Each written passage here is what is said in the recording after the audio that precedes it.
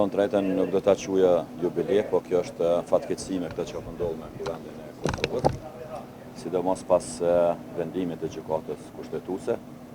Duhet të them që lëvizja vetëvendosje nuk e njeh Kushtetutën e Kosovës, nuk i respekton vendimet e saj, e njeh vetëm egon dhe ta quajë dashurinë e madhe për pushtetin edhe për kapjen e institucioneve demokratike të Republikës së Kosovës. Kjo është e papërgjithshme, është e pafalshme.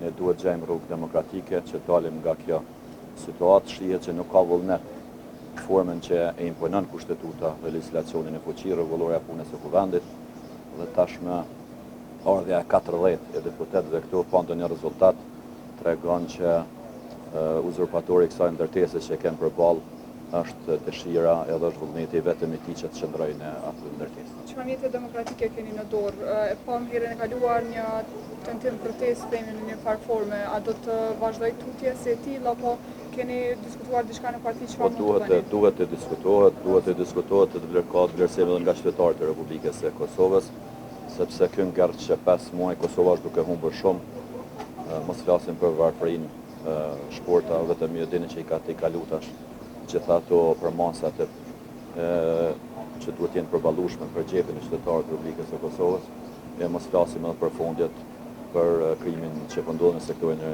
energjisë, shumë gjëra të tjera negative. Mund ta dërgoni sërish në kushtetuese për të sqaruar pjesët që janë. Unë thash ne duhet përdorim gjitha instrumentet demokratike që mos ta nashkalojmë edhe forma tjera që ndikojnë ose imponojnë një vullnet demokratik të lëvizjeve vendosje që të largohet nga ky ngjarje ose të krijojë mundësinë e krijimit të institucioneve të Kosovës, ku po shihet që pikëpari duhet zgjedhja e kryetarit të kuvendit, konstituimi i kuvendit edhe të kalohet atëherë të zgjedhja e qeverisë nëse ka vullnet dhe nëse ka numër. Keni shpresë që presidentja do të bëjë ndonjë ndryshim, meqense kemi parë që dje është deklaruar se do t'i ftojë sërish partitë politike për të ulur dhe për të biseduar?